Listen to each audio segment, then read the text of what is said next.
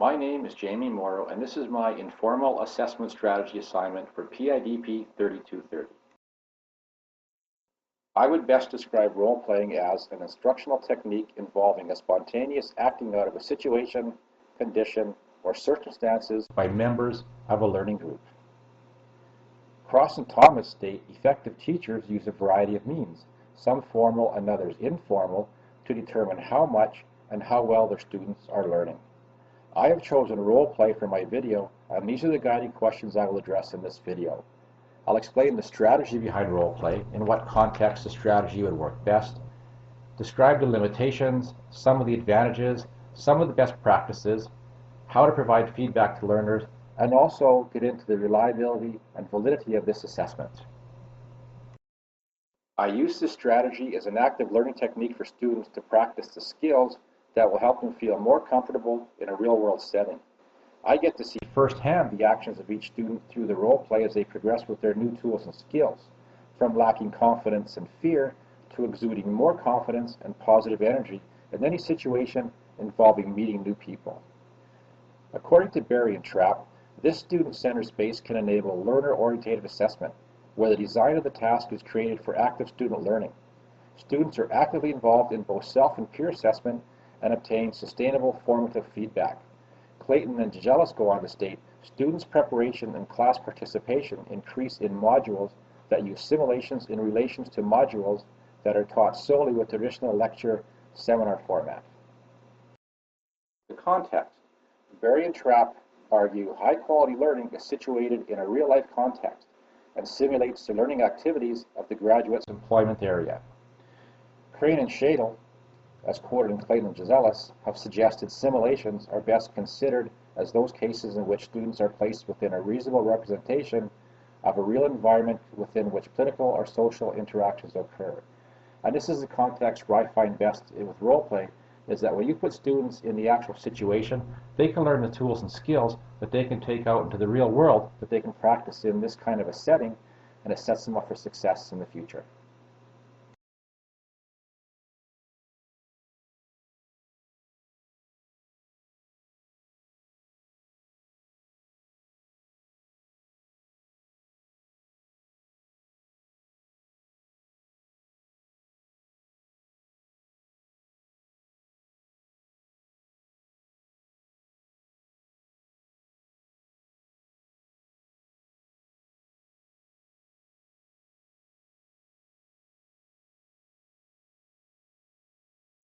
I find the advantages far outweigh the disadvantages of role play.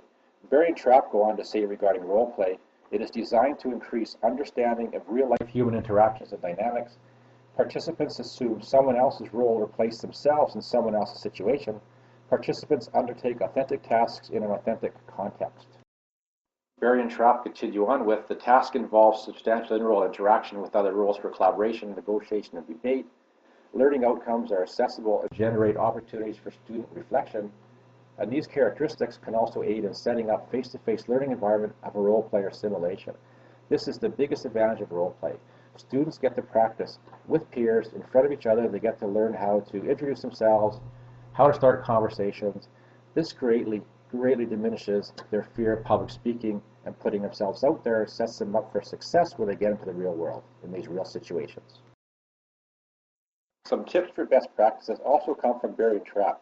They suggest one should align the task with the learning outcomes and structure it accordingly, provide clear and explicit information as to what is expected of students, ensure the task is authentic and real-world based, scaffold the learning experience, breaking tasks down to a manageable size, and use both formative feedback and summative assessment. In my experience, the peer-to-peer feedback that takes place after the role play is extremely beneficial. The students offer very good comments and suggestions to each other and learn from this. As an instructor, I offer my feedback after each role play activity. The learner benefits as this feedback and discussion is immediate. Fenwick and Parsons state, new knowledge and habits of behavior are only incorporated into long-term changes when learners develop strategies and criteria for monitoring their own ongoing performance. Reliability and validity of this form of assessment. I find this assessment is reliable due to the fact that this is a hands-on course through role play and class participation. This is a valid assessment as I measure the right things. But these are the fear and anxiety that many participants feel toward the thought of networking. Content validity is mainly achieved as the assessment is representative of the material that is taught in class. Predictive validity is assessed by the activity outcomes that take place in the class through role play and class participation. Construct validity is measured by the change in behavior of the participants as assessed at the conclusion of the workshop. Consequences validity assesses the intended purposes of the workshop, which is to give the participants the tools to dispel their fears when it comes to the thought of getting out to networking events.